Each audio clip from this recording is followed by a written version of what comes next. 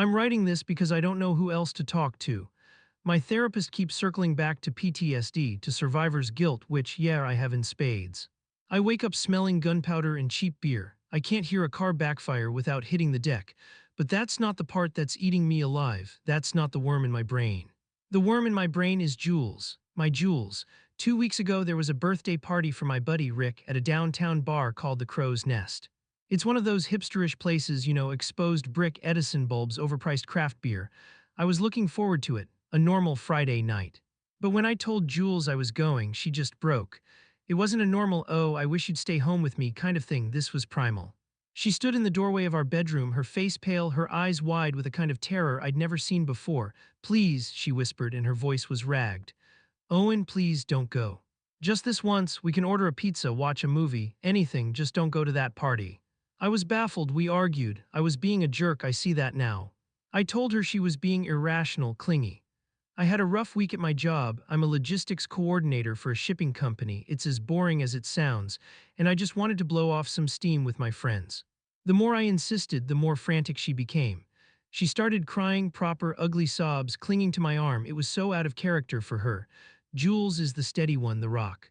Seeing her like that just made me more stubborn. Finally, when she saw I wasn't going to budge, she seemed to deflate. All the fight went out of her.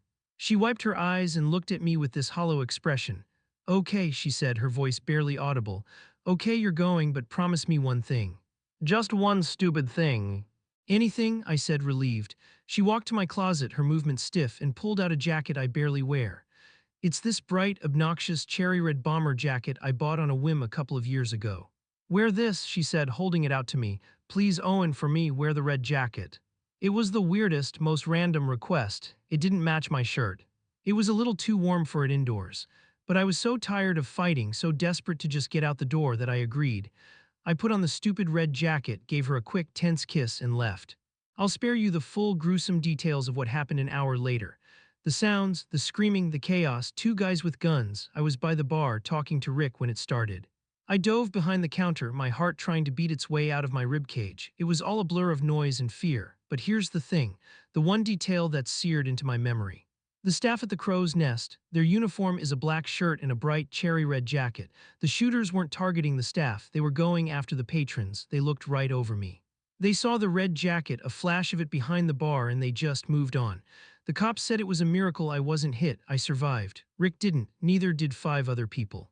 I came home to Jules, who was curled up in a ball on our bed, shaking. She saw me and let out a sound I will never forget. But when I look at her now, when she tries to hold my hand or make me breakfast, all I can see is her standing in the doorway, begging me not to go. And all I can hear is her voice, pleading with me to wear that red jacket. It wasn't a coincidence, it can't be. And I'm so scared to ask her the one question that's been screaming in my head ever since. Jules, how did you know? It's been a few days. The silence in our apartment is louder than the ringing in my ears. I haven't been back to work. The thought of coordinating truck routes and shipping manifests feels like something from another person's life, a life where the world made a tiny bit of sense. Jules has been hovering. She makes me tea I don't drink, soup I don't eat. She walks around me on eggshells, her eyes constantly red-rimmed from crying. Every time she looks at me, it feels like she's seeing a ghost. Maybe she is. The survivor's guilt is a physical weight. I keep replaying my last conversation with Rick. He was making fun of my jacket. Bold choice, man, he'd said, grinning just before the first shot rang out. Why him and not me? The question is a meat grinder for the soul. The police have been useless, talking about gang-related violence, wrong place, wrong time. It's all just noise. Last night, I couldn't take it anymore. The question was a pressure vessel in my skull, and it had to be released. Jules was sitting on the edge of the bed, staring at the wall. I sat down next to her, the mattress dipping between us like a canyon. Jules, I started, and my own voice sounded alien. We need to talk about the jacket. She flinched, a tiny, almost imperceptible movement. She didn't look at me. Owen, not now, you need to rest. No, I said, a bit harsher than I intended. I need to know. You have to tell me why you wanted me to wear it. And don't you dare say it was a coincidence. That's when the dam broke again. The tears came, silent at first, then turning into those gut-wrenching sobs. She wrapped her arms around herself, rocking back and forth. I don't know, she cried, her voice muffled by her hands. I had a dream, a nightmare, it was so vivid. I saw the bar and there was screaming and I just had this feeling. A horrible, sick feeling. A feeling, I pushed. What about the jacket, Jules, the color? That specific jacket.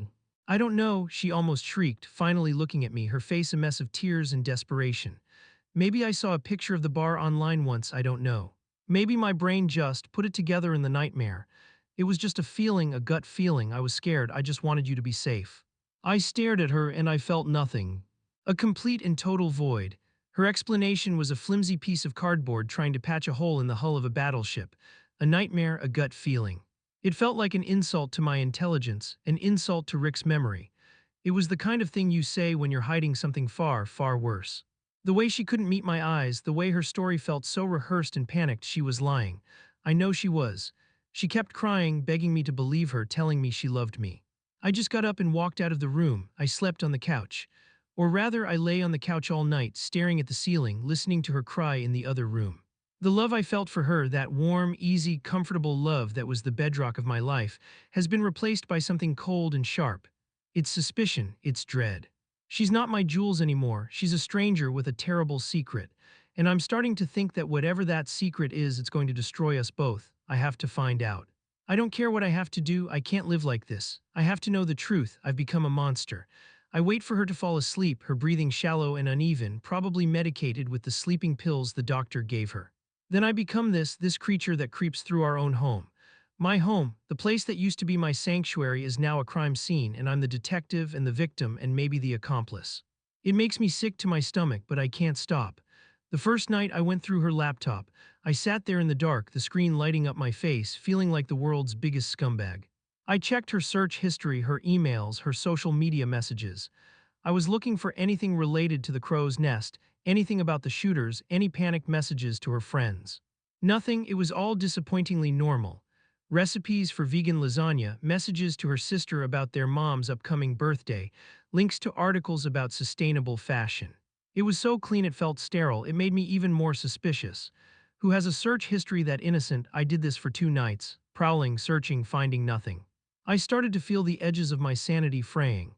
I'd catch my reflection in the dark screen of the TV and see this gaunt, hollow-eyed stranger staring back. Was she right? Was I just traumatized, twisting a lucky break into a conspiracy because my brain couldn't handle the randomness of it all? The thought was terrifying. Maybe I was the one who was broken. Last night I was about to give up. I was sitting on the floor of our walk-in closet, the smell of her perfume and my old work shirts filling the air. It felt hopeless. I was just about to go back to the couch when my hand brushed against a shoebox on the top shelf, tucked away behind a stack of old sweaters. It was a box for a pair of boots she hasn't worn in years. On a whim, driven by that same desperate, gnawing need, I pulled it down. It wasn't heavy enough for boots.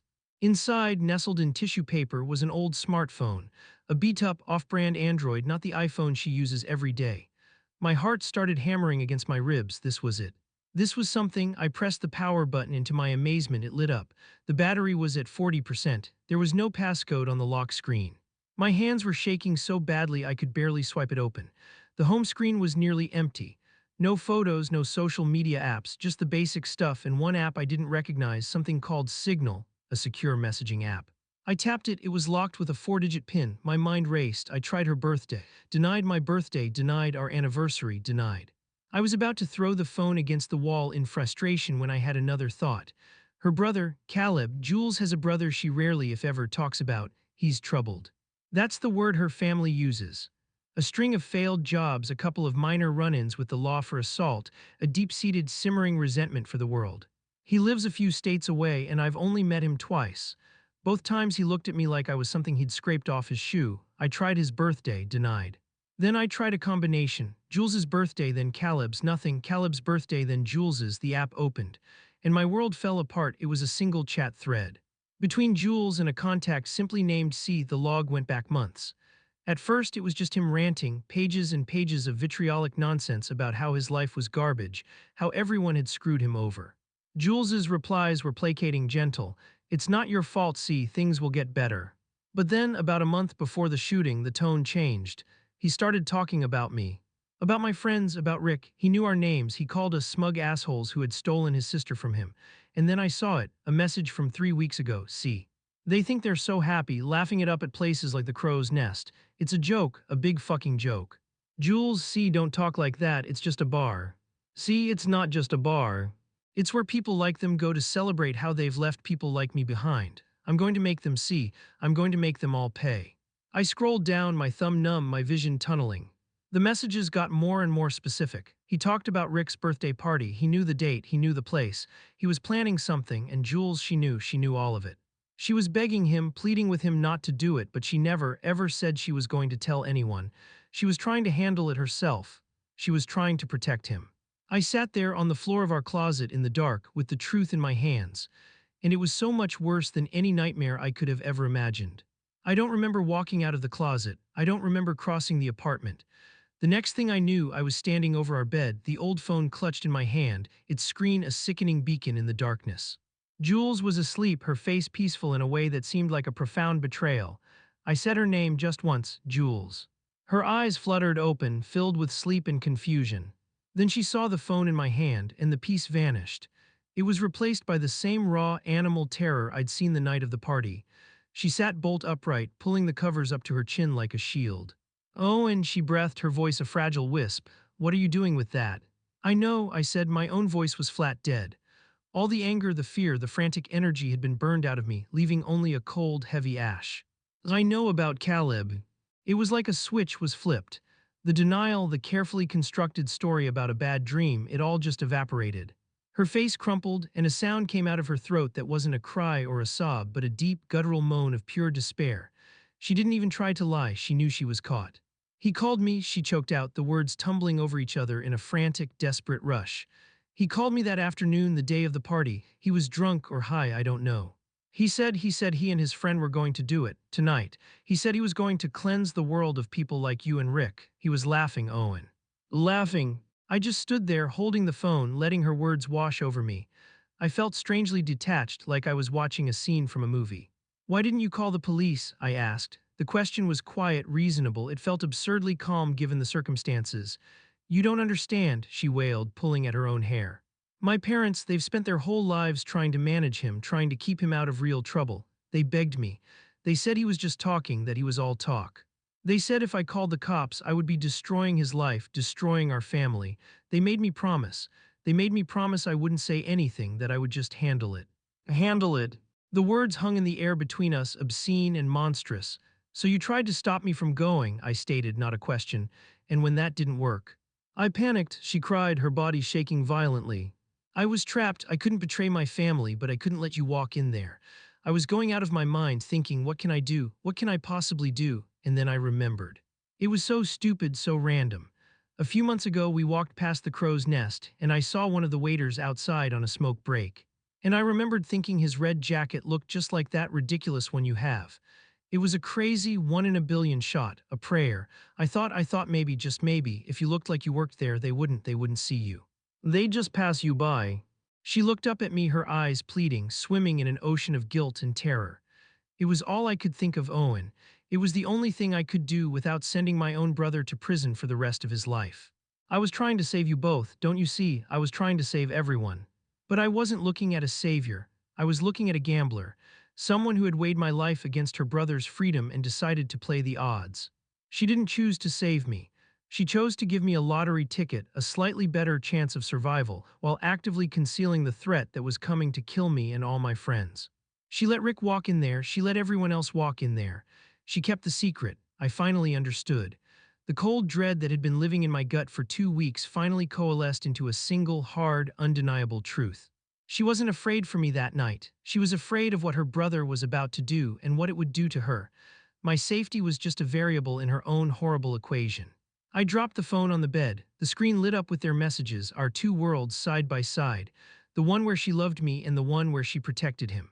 I turned and walked away, and this time I didn't stop at the couch. I walked right out the front door. I'm writing this from a motel room that smells of stale cigarettes and regret. The patterned bedspread is a crime against interior design, but it's a quiet place to be, and right now, quiet is all I have. I went to the police the morning after I left. I walked into the downtown precinct, feeling like I was turning myself in, not him. I sat down with a detective, a tired-looking woman named Flores, and I told her everything. I handed her the old phone. I watched her face as she read the messages between Jules and Caleb. She didn't show any shock or surprise, just a deep, professional weariness, as if this was just another Tuesday in a long line of human awfulness. It turns out Caleb wasn't one of the two shooters in the bar. He was the driver, the mastermind. The two guys who went inside were just disciples he'd picked up along the way, lost souls drawn to his magnetic rage. They were killed in the shootout with police. Caleb was arrested 2 states over a few days later trying to hide out at a cousin's place. He had apparently been bragging, that's how they caught him. My evidence, the phone, just cinched the case. It provided the motive, the premeditation, the whole ugly story. They brought Jules in for questioning. Her lawyer was present. According to Detective Flores, who called me yesterday to give me a final update, Jules won't be charged. Not with a crime anyway. Withholding information, accessory after the fact, they said it would be too hard to prove intent given the family pressure and her emotional state. She's a victim too, in her own way. That's what they said. Her parents posted her bail. They're moving, selling the house, taking her and starting over somewhere else. She'll be a key witness at the trial. After that, she'll just disappear from my life forever. So it's over. The mystery is solved. Justice or some version of it will be served. I should feel relieved, vindicated, but I don't. I just feel hollowed out. She saved my life, that is a fact, but she did it in a way that makes the survival feel like a curse. She chose the path of least resistance for herself, a desperate gamble that happened to pay off for me but condemned Rick and the others. Can I thank her for my life while hating her for the secret she kept? The two thoughts can't exist in my head at the same time. They just tear each other apart, leaving nothing behind. I survived the shooting. I'm not sure I'll survive the rescue.